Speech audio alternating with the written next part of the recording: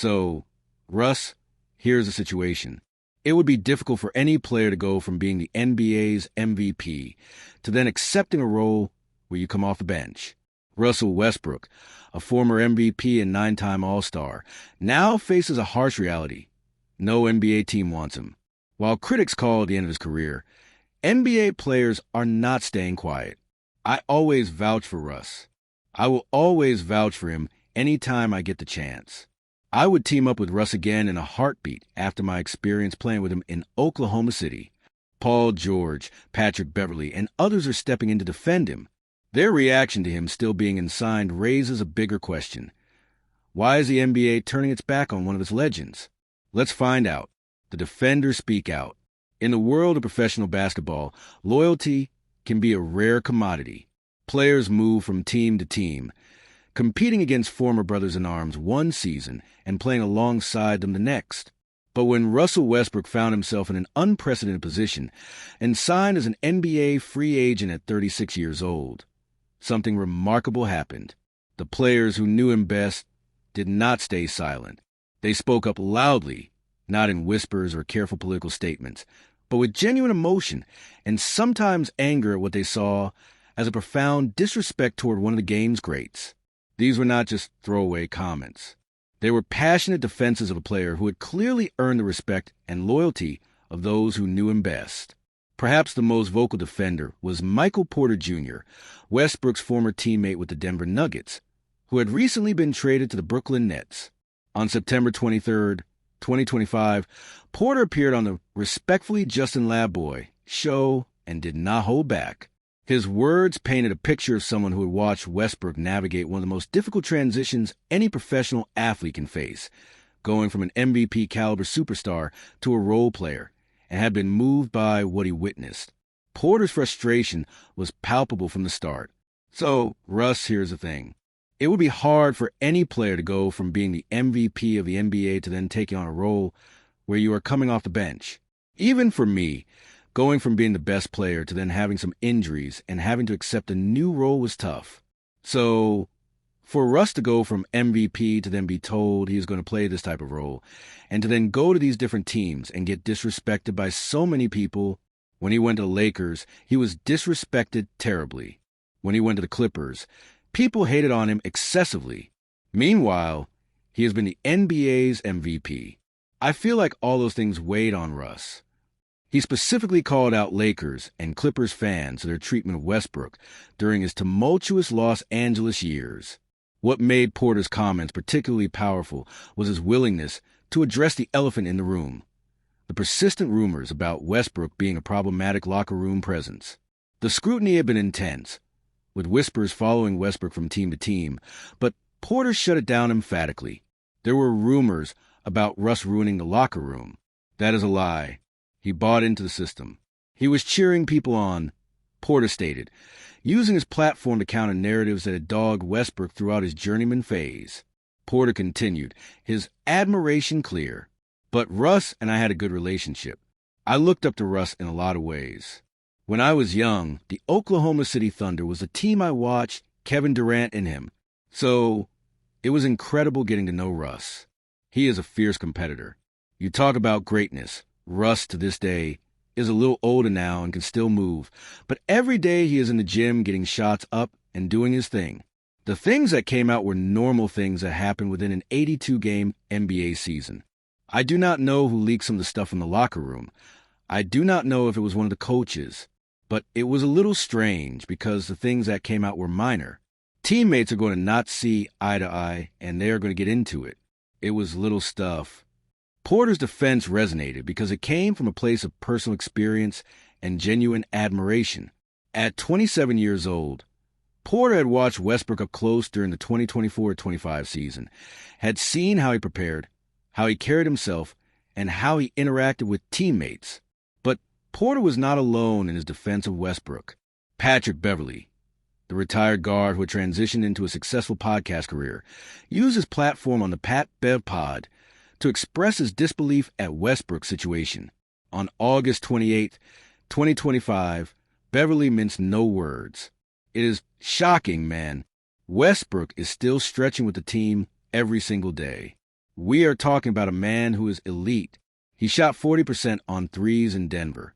He won some games in the playoffs. I do not know what is taking so long. I know the Kings love him and want to trade Malik Monk to clear space for him. It is a little disrespectful that Russ has not been signed yet, if I am honest. Beverley's comments were particularly interesting given his own history with Westbrook. The two have been involved in a controversial incident back in 2013 when Beverley's defensive play resulted in Westbrook suffering a meniscus tear that cost him significant playoff time. But by 2023, when they became Lakers teammates, something had shifted. They developed mutual respect, even friendship, bonded by their shared experiences navigating the harsh realities of professional basketball and media scrutiny. Beverley continued his defense, specifically addressing the locker room cancer narrative that had plagued Westbrook. When I was with the Lakers, people said Russell Westbrook was a cancer. No, that is a lie. He was the hardest worker. He brought energy when we needed it. This direct rebuttal from someone who had played alongside Westbrook carried significant credibility.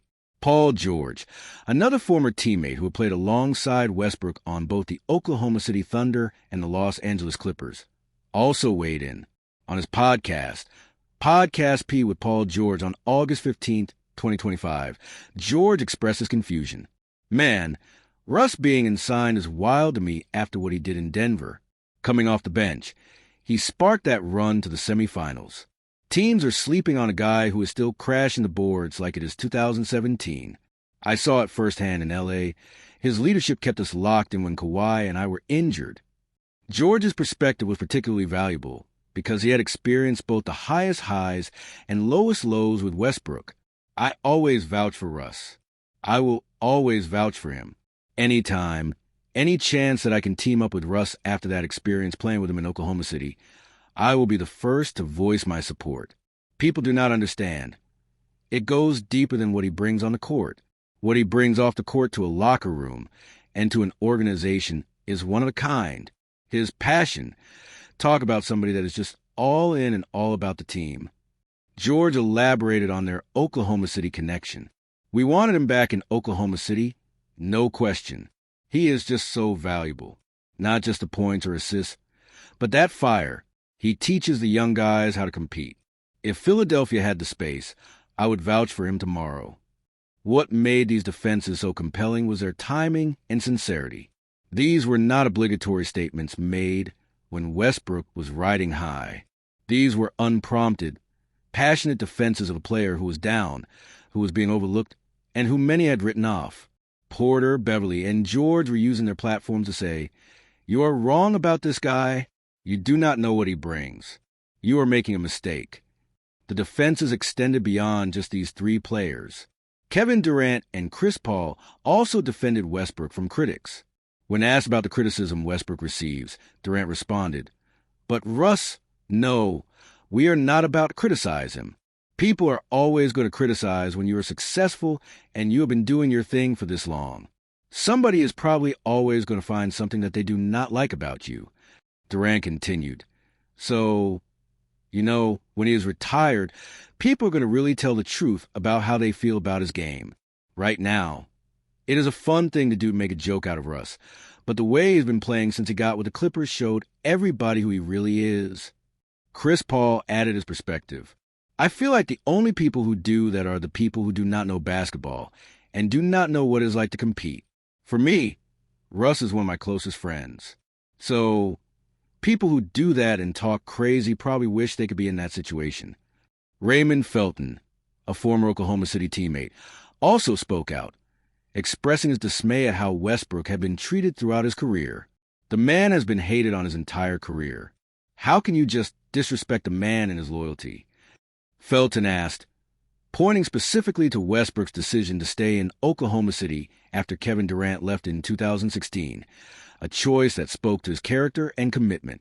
Even Nikola Jokic, the reigning three-time MVP and Westbrook's most recent teammate, had offered his support during their time together. After a controversial game where Westbrook made late-game mistakes, Jokic defended him. It happens. Everybody makes mistakes. Jokic had previously praised Westbrook. "He just reads the game. I am kind of a little bit slower, so he just reads me to get to the spot, and he always passes it at the right time. He always plays hard. He is a great player. I think people on the teams he was on misunderstood him and did not give him the opportunity to be who he is. These were not isolated incidents. They were part of a broader pattern of players who had actually played with Westbrook coming to his defense, counting the narratives that had built up around him in the media and among fans.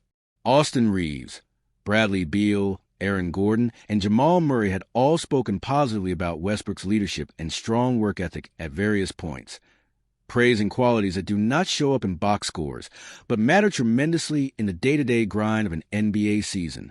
The disconnect was stark. Players who knew Westbrook, who had shared a locker room with him, and who had seen how he prepared and competed, were almost universally positive. Meanwhile, much of the discourse around him from the outside was negative, focused on his shooting percentages, his turnovers, and his perceived inability to adapt. It raised an important question.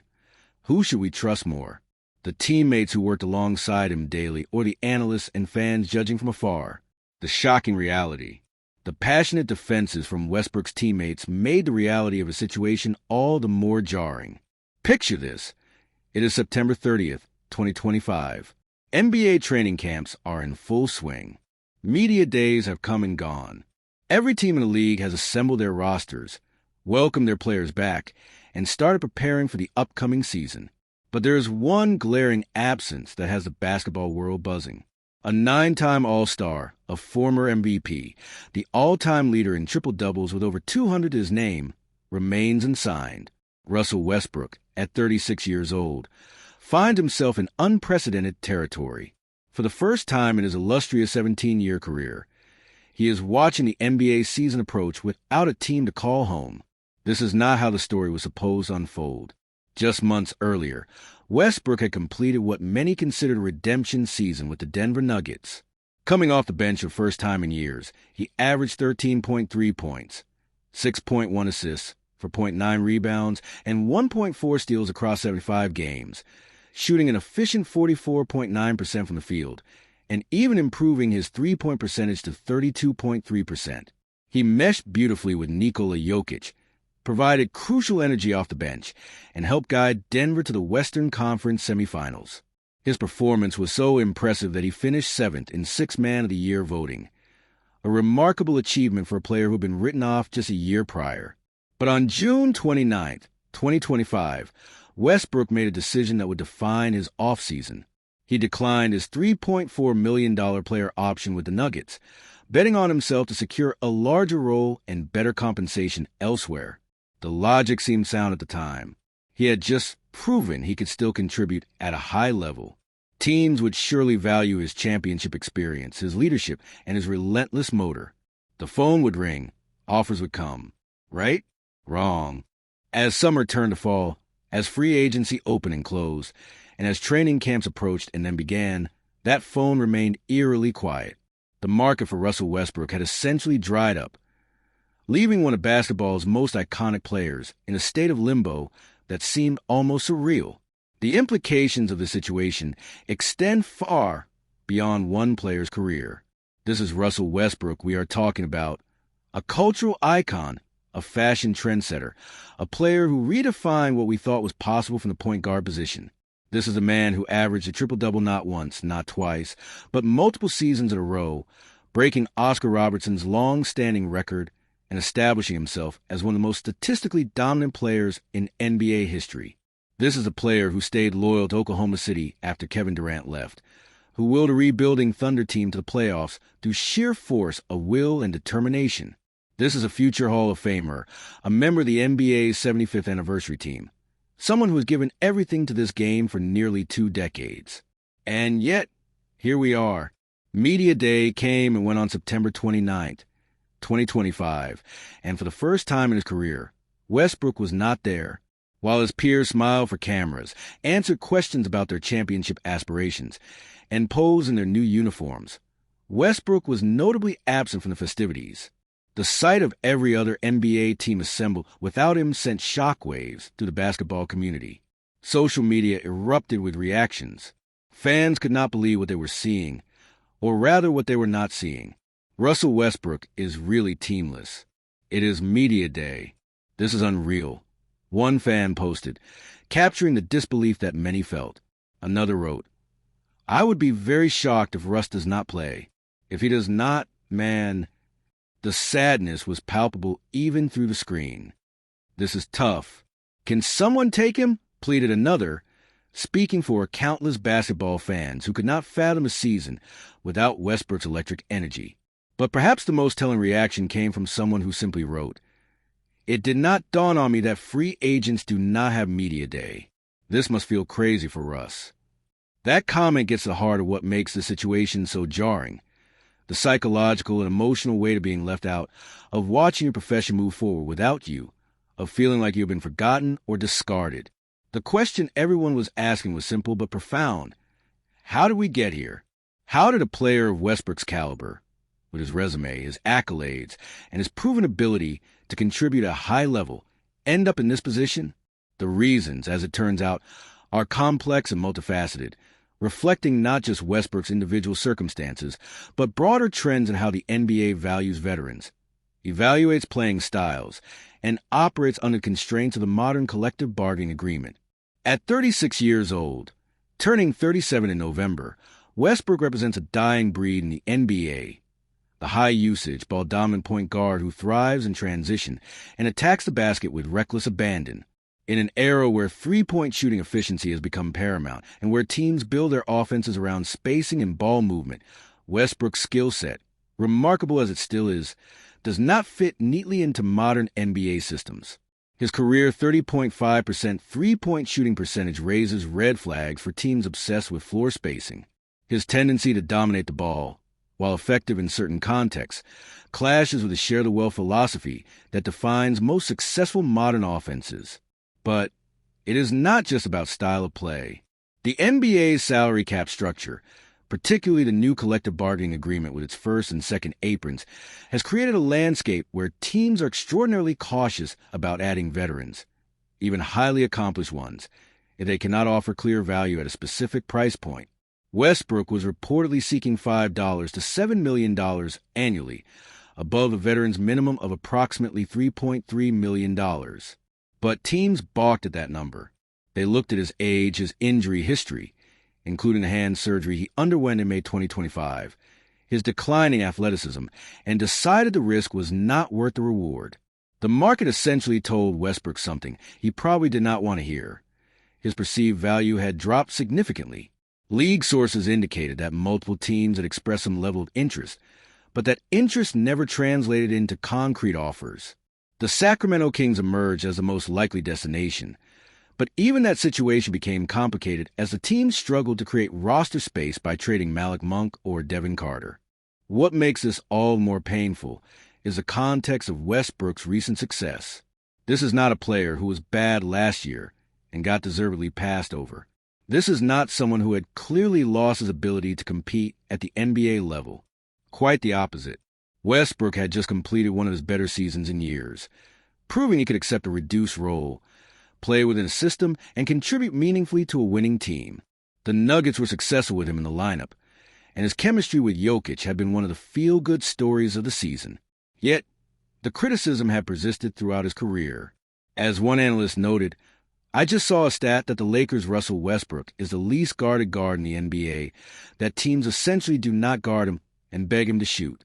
He is also simultaneously shooting 15.5% from the field in the last 2 games, the worst mark over 2 games of any Laker ever.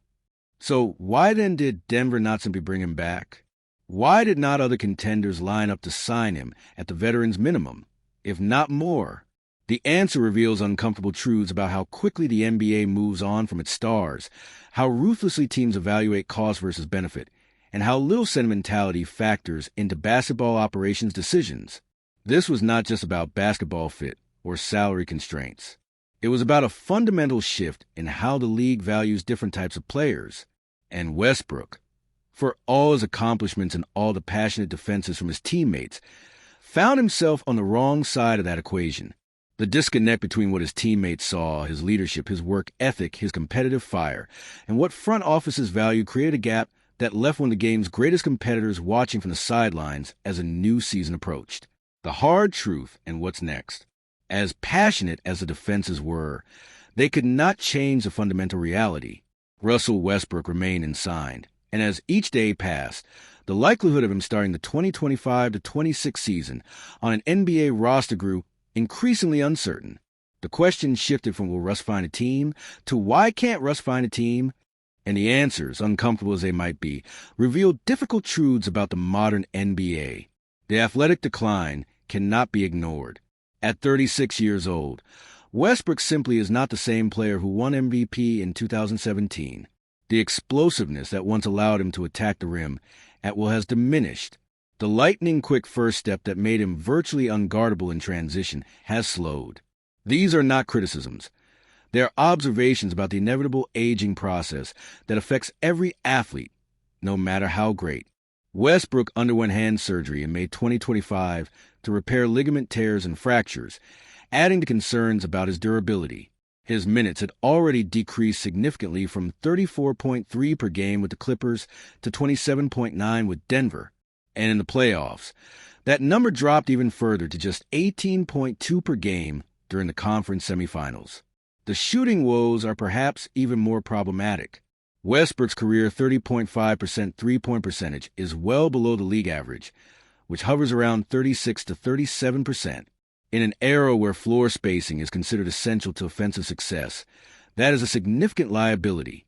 While he did improve to 32.3% from three in Denver, his best mark since his MVP season, teams remain skeptical that he can sustain that improvement or that it is enough to offset concerns about his overall efficiency.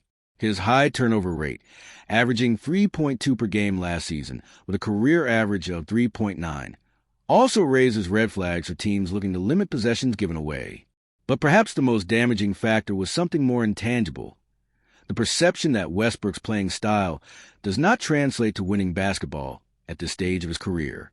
This is a harsh assessment, especially given his contribution to Denver, but it is one that appears to have taken hold in NBA front offices. The concern is not that Westbrook cannot contribute. His numbers prove he can, but rather that the way he contributes does not mesh well with how modern successful teams operate. Colin Cowherd provided context on this transformation. Magic Johnson said this in a recent interview with Shannon Sharpe of FS1. Magic said, "You have to own your stuff. You cannot keep blaming the media and the fans." I do not think it is in him. I do not think it is within Russell Westbrook's personality. What made him a Hall of Fame level player is now a hindrance. He is so singular-minded, and his belief in himself is so strong, he cannot acknowledge weakness. Teams want ball movement, not ball dominance. They want players who can thrive off the ball, who can space the floor, and who can make quick decisions and keep the ball moving. Westbrook, for all his talents, has built his game around having the ball in his hands, around creating for himself and others through sheer force of will and athleticism. That approach worked brilliantly when he was younger and more athletic, but at 36 with diminished burst, it becomes more problematic. As one anonymous scout bluntly put it, he is not a natural role player. The salary expectations complicated matters further. Westbrook was reportedly seeking $5 to $7 million annually, well above the veteran's minimum. For a player who would be 37 during the season, who had known limitations, and who would need to accept a bench role, that ask seemed unrealistic to many teams. The math simply did not work. Why pay premium dollars for a veteran when you could get a younger player with more upside at the minimum? Or why not just use that money to retain your own young talents? The collective bargaining agreement's new apron restrictions made the situation even more complicated. Teams operating above the first apron, $178.1 million, face significant restrictions on how they could build their rosters, including limitations on signing free agents. The Houston Rockets, for instance, found themselves approximately $1.25 million over the first apron, which effectively blocked them from adding Westbrook, even though they needed point guard help after Fred VanVleet's season-ending ACL tear. Sacramento, the team most consistently linked to Westbrook, faced similar roster crunch issues, unable to create a spot without trading Malik Monk or Devin Carter, deals that never materialized. Then there is the uncomfortable reality of his recent team history. 3 consecutive teams the Lakers, Clippers, and Nuggets, chose not to bring him back, which sent a signal to the rest of the league. Denver's decision was particularly telling because Westbrook had actually been successful there. If a team where he fit well and contributed meaningfully did not want to bring him back, even at the minimum, what did that say about his market value? Reports of locker room issues, while disputed by teammates like Michael Porter Jr., created additional concerns. An anonymous Nuggets player was quoted calling Westbrook so immature, and there were reports of a confrontation with assistant coach David Adelman during the playoffs. While these reports were vigorously defended against by teammates, they added to a perception problem that Westbrook could not shake. As September turned into October with no resolution, the likelihood of Westbrook starting the season unsigned grew increasingly real.